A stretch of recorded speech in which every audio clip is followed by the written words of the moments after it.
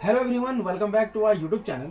तो आज की इस वीडियो में जो है हम अपना एक नया सीरीज स्टार्ट करने वाले हैं, जिसमें जो है हम बेसिकली सॉल्व करने वाले हैं CUET PG के जो प्रीवियस ईयर के जो भी क्वेश्चंस हैं उन्हें जो है हम सॉल्व करने वाले हैं। और इन क्वेश्चंस के थ्रू जो है हम कॉन्सेप्ट को सीखेंगे जो हमारे आने वाले एग्जामिनेशंस में जो है हमें हेल्प करेंगे। मतलब प्रीवियस ईयर में जिन टॉपिक्स के ऊपर में जो है हमें क्वेश्चन पूछे गए हैं उसके थ्रू जो कॉन्सेप्ट को समझ के आने वाले एग्जाम्स में कौन कौन से क्वेश्चंस की पॉसिबिलिटीज बन सकती है वो आप समझ सकते हो। और यहाँ पे जो हम डिटेल सॉल्यूशन करेंगे, मतलब जो क्वेश्चन में जो आपको कॉन्सेप्ट पूछा गया है उस कॉन्सेप्ट को भी जो है हम समझेंगे, जिससे जो है आपको हेल्प मिलेगी। तो बहुत ही ज़्यादा इंपॉर्टेंट वीडियो है CUET 2024 के लिए। जितने भी एस्पिरेंट्स जो है प्रिपरेशन कर रहे हो उन सभी के लिए जो है ये बहुत ही ज़्यादा इंपॉर्टेंट वीडियो रहने वाली है। आज हम स्टार्ट करने वाले हैं CUET PG 2022 का जो है क्वेश्चन स्टार्ट करने वाले हैं, जिसमें जो है आपको पता है दो पार्ट में आपका क्वेश्चन प्रेजेंट होता है, एक ए और एक बी पार्ट में प्रेजेंट होता है। जिसमें जो है हम पार्ट बी के ऊपर बात करेंगे जो कि बेसिकली आपका केमिस्ट्री का होगा, ठीक है। और एक आपको मैं इंपॉर्टेंट पॉइंट बोल दूं, क्या इंपॉर्टेंट पॉइंट है जो कि आप करोगे तो आपके लिए हेल्पफुल रहेगा, जो भी स्टूडेंट प्रिपरेशन कर रहे हो CUET PG के लिए।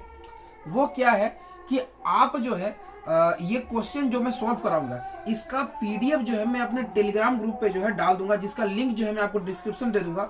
उस PDF को सिंपली आपको क्या करना है, प्रिंट आउट कर लेना है और अपने पास में रखना है। मतलब जब मैं इसे सॉल्व करवाऊंगा ना तो आप उसी PDF का प्रिंट आउट में ही जो है सॉल्यूशन करना, तो उससे जो है आपका कॉन्सेप्ट भी क्लियर होगा, सामने जस्ट क्वेश्चन के बगल में ही। इतना आप कर सकते हो, ठीक है। 5-6 पेज का होगा, आप प्रिंट करवा लेना।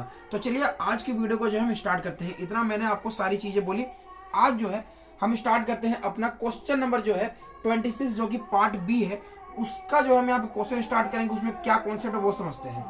तो 2020 में जो है ये क्वेश्चन पूछा गया था, according to Slater's rule the effective nuclear charge यानी Z effective for a 2p electron of carbon is क्या होगा। मतलब हमें पूछा गया है Z इफेक्टिव। देखो यहाँ पे इस क्वेश्चन को समझने के लिए जो है आपको Z इफेक्टिव समझना पड़ेगा। Z इफेक्टिव क्या होता है? इफेक्टिव न्यूक्लियर चार्ज, मतलब क्या इफेक्टिव न्यूक्लियर चार्ज होगा, जिसे हम थियोरेटिकली किस तरीके से कैलकुलेट कर सकते हैं। तो इसे आप सिंपली जो है मैं एक ओवरव्यू के थ्रू जो है डिटेल सॉल्यूशन दूंगा, जिससे जो है आप किस तरीके से क्वेश्चन को अप्रोच करोगे वो समझोगे। जैसे Z effective is equal to आपका होता है Z माइनस आपका होता है सिग्मा, जो कि Z यहाँ पे जो प्रेजेंट है ये Z एक्चुअल होता है, एंड ये सिग्मा जो यहाँ पे दिया गया है इसे कहा जाता है स्क्रीनिंग कांस्टेंट, और इसे कहा जाता है शील्डिंग कांस्टेंट। शील्डिंग कांस्टेंट जो है ये दो चीज इसे कहा जाता है। इतना जो है सबसे पहले आपको ध्यान देना है।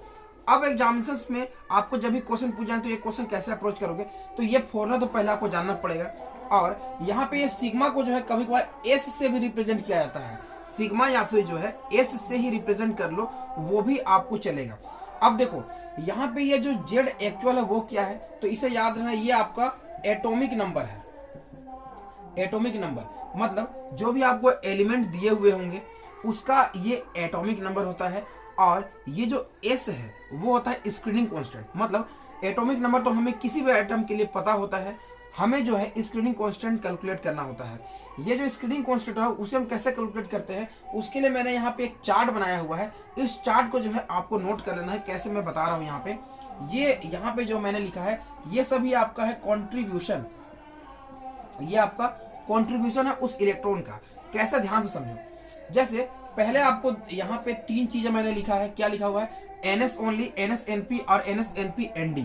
मतलब यहाँ पे क्या कहना चाह रहा हूँ, आपने कोई भी ऑर्बिटल बनाया जिसमें जो है आपको पूछा गया है कि मतलब जिस भी ऑर्बिटल के लिए आपको इलेक्ट्रॉन का जो है इफेक्टिव न्यूक्लियर चार्ज जो है आपको पूछा गया है, तो उस केस में क्या है, आप वहां पे देखोगे सिर्फ NS के लिए पूछा गया है, या फिर जो है जो आपको पूछा गया है उसमें NS या फिर NP ऑर्बिटल बोथ प्रेजेंट है, या फिर जो है आपको जिस भी चीज के लिए पूछा गया है उसमें NS, NP या फिर ND तीनों ही क्या यहाँ पे प्रेजेंट है वो देखना है।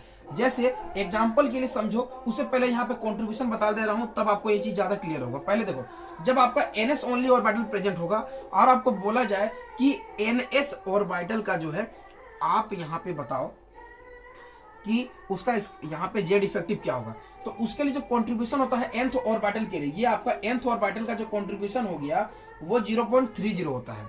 दूसरा देखो यहाँ पे क्या है, जब ns एंड np आपको दिया गया है और उसमें आपको p ऑर्बिटल के लिए पूछ लिया, ठीक है, यहाँ पे भी जो है ns और np हो सकता है, लेकिन आपको अगर ns के लिए पूछ लिया तो जो ns के राइट साइड में जो प्रेजेंट होगा उसे हम नेग्लेक्ट कर लेंगे। जैसे भी मैं यहाँ पे इलेक्ट्रॉनिक कॉन्फ़िगरेशन लिखूंगा तो ये पॉइंट को आपको तब क्लियर होगा। पहले यहाँ पे आप इन तीनों पॉइंट को समझ लो। पहले मैंने बोला ns ओनली तो कॉन्ट्रीब्यूशन 0.30, ns और np बोथ अगर आपका प्रेजेंट हो जाएगा तो nth ऑर्बिटल का जो कॉन्ट्रीब्यूशन होगा वो होगा 0.35, n-1 के लिए जो कंट्रीब्यूशन होगा वो होगा 0.85 कंट्रीब्यूशन होगा, और n-2 ऑर्बिटल के लिए जो है आपका कंट्रीब्यूशन जो है 1 हो जाएगा, ठीक है। सिमिलरली जो है ns np nd तीनों अगर आपके प्रेजेंट हो गए और आपको पूछा गया है nd ऑर्बिटल के लिए जो है इफेक्टिव न्यूक्लियर चार्ज क्या होगा, तो उस केस में जो कंट्रीब्यूशन होगा जिस ऑर्बिटल के लिए बोला गया उसका कंट्रीब्यूशन 0.35 होगा, और n-1 के लिए जो है कंट्रीब्यूशन हो जाएगा 1। कैसे, यहाँ ध्यान समझो। इसे करने के लिए सबसे पहले आपको पेयरिंग करना सीखना होगा ऑर्बिटल्स का। मतलब जब भी आपको एग्जामिनेशन में क्वेश्चन दिया जाए तो आप सबसे पहले उसका जो है इलेक्ट्रॉनिक कॉन्फ़िगरेशन लिखोगे और उसमें पेयरिंग कैसे करोगे वो ध्यान समझो। जैसा आपको दिया हुआ है 1s दिया हुआ है, देन आपको 2s 2p दिया हुआ है, then 3s 3p, then 3d दिया हुआ है, then 4s 4p, then 4d and 4f आपको दिया हुआ है, ठीक है। ये सारी चीजें जो है आपको दिए हुए हैं, तो आप पेयरिंग कैसे करोगे, तो याद रखना 1s का 1s साथ पेयरिंग होगा, 2s और 2p का एक साथ पेयरिंग होगा, 3s एंड 3p का एक साथ पेयरिंग होगा, 3d का अलग पेयरिंग होगा, 4s 4p का एक साथ पेयरिंग होगा, 4d और 4f का अलग पेयरिंग होगा। मतलब इतना जो है आपको पहले जो है पेयरिंग करके रखना है, ठीक है, इतना आपको समझना है। अब जो है हम यहाँ पे कैसे सॉल्व करेंगे वो समझते हैं। जैसा आपको एग्जामिनेशन में उस क्वेश्चन को करने से पहले बता दूं, हीलियम के लिए पूछा गया, हीलियम का 1s ऑर्बिटल के लिए जो है आपको पूछा गया इफेक्टिव न्यूक्लियर चार्ज क्या होगा। तो कैसे सॉल्व करोगे, हीलियम का जो है आप पहले इलेक्ट्रॉनिक कॉन्फ़िगरेशन लिखोगे। क्या लिखोगे, वो होगा 1s2 हो जाएगा हीलियम का आपका यहाँ पे इलेक्ट्रॉनिक कॉन्फ़िगरेशन। अब आपको बोला गया है 1s इलेक्ट्रॉन के लिए जो है इफेक्टिव न्यूक्लियर चार्ज पूछा गया है, तो कैसे करोगे।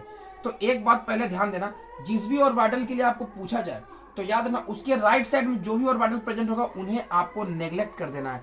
मतलब उसका कोई भी कंट्रीब्यूशन आपको नहीं लेना है। मतलब इससे राइट साइड में है जो प्रेजेंट है वो बेकार है, उससे कोई मतलब नहीं हमें, क्योंकि स्क्रीनिंग तो उसके लेफ्ट साइड वाला ही करेगा ना, राइट साइड वाला तो स्क्रीनिंग नहीं करेगा। तो राइट साइड वाले को जो है हमें नेग्लेक्ट करना है, इतना पहले आपको पॉइंट ध्यान देना है। अब आपको पूछा गया है 1s ऑर्बिटल के लिए, तो 1s ऑर्बिटल का जो है एक इलेक्ट्रॉन के लिए पूछा गया है, तो याद रखना अगर इसमें 2 इलेक्ट्रॉन प्रेजेंट है तो 1s ऑर्बिटल के लिए बोला गया, तो यहाँ पे जो 2 इलेक्ट्रॉन है उसमें से एक इलेक्ट्रॉन को आप नेग्लेक्ट कर दोगे। जैसे यहाँ पे समझो, यहाँ पे सिर्फ 1s2 प्रेजेंट है। अब देखो हमारा 3 रूल है यहाँ पे, ns ओनली, ns np और ns np nd। तो यहाँ पे पहला जो हमारा है वो ns ओनली, तो ये 1s2 जो मतलब सिर्फ s ऑर्बिटल प्रेजेंट है, तो कंट्रीब्यूशन क्या होगा, तो कंट्रीब्यूशन s निकालने के लिए आप क्या करोगे, सिंपली जो है यहाँ पे 2 इलेक्ट्रॉन प्रेजेंट है तो एक इलेक्ट्रॉन को आप नेग्लेक्ट करोगे, बिकॉज हमें 1s इलेक्ट्रॉन के लिए बोला गया, तो एक इलेक्ट्रॉन वहां से हट जाएगा। तो यहाँ पे इलेक्ट्रॉन कितना बचा, एक बचा, क्योंकि एक इलेक्ट्रॉन के लिए बोला गया है तो उसको हटा करके हम बाकी इलेक्ट्रॉन को यहाँ पे लेंगे। 1 इंटू कॉन्ट्रीब्यूशन कितना हो गया 0.30, मतलब ये वैल्यू कितना आया 0.30। अब आपको पूछा गया जेड इफेक्टिव, तो क्या लिखोगे, जेड माइनस सिग्मा या फिर जेड माइनस एस बोल लो, ठीक है। अब जेड का वैल्यू कितना है, हीलियम का एटॉमिक नंबर 2 हो गया, माइनस 0 आप लिखोगे 30, तो ये वैल्यू कितना आ जाएगा 1.70। मतलब इफेक्टिव जो न्यूक्लियर चार्ज होता है वो हीलियम के लिए 1.70 होता है। अभी अगला मैं क्वेश्चन लेता हूं एनएस और एनपी वाला, जो कि हमारे इसी से रिलेटेड है, तो मैं इसी क्वेश्चन को जो है यहाँ पे मैं सॉल्व करवा देता हूं आपको कि इसका आंसर क्या होगा, ठीक है, इतना आपको समझ आया होगा।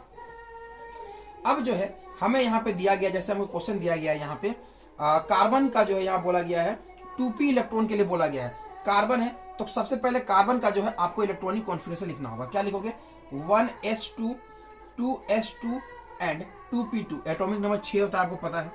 अब यहाँ पे ध्यान दो, पेयरिंग आप करो, ये 1s वाला एक पेयर हो गया और ये 2s एंड 2p वाला आपस में पेयर हो गया।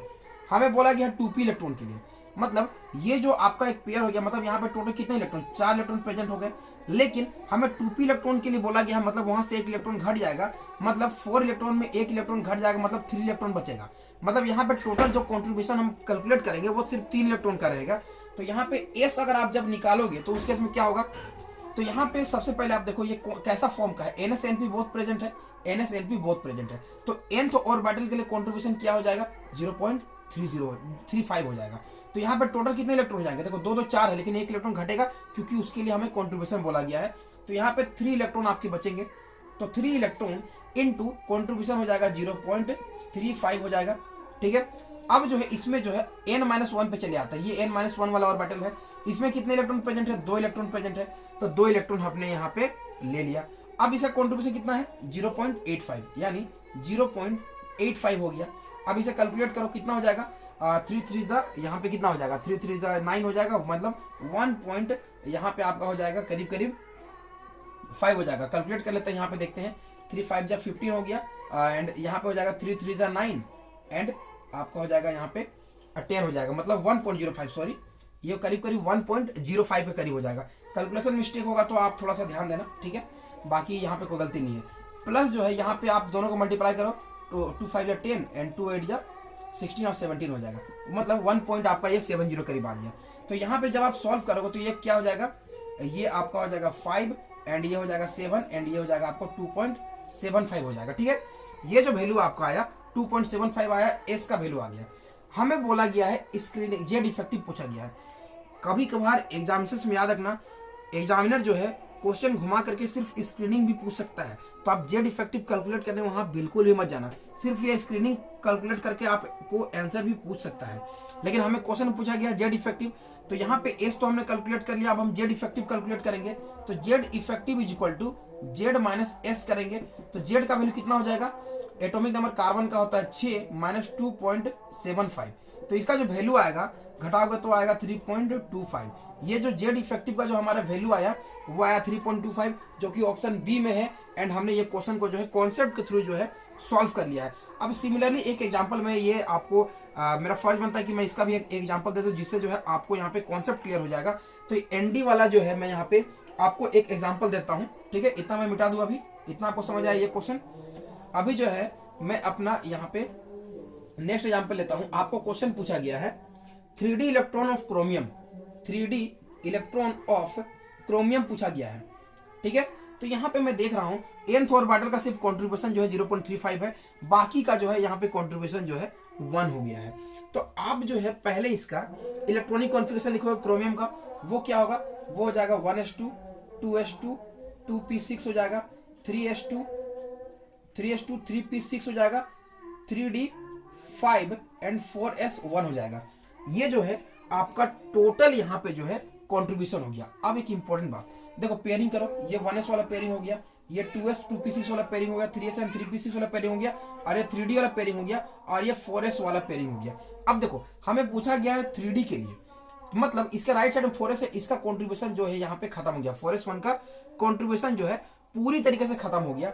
अब जो है हमें यहाँ पे क्या करना है, एस का वैल्यू कैलकुलेट करना है। वो कैसे कैलकुलेट करोगे, तो मैंने बोला जब भी डी के लिए बोला जाए, तो हमें यहाँ पे 3D के लिए बोला गया है, तो कंट्रीब्यूशन यहाँ पे हो जाएगा 0.35 हो जाएगा।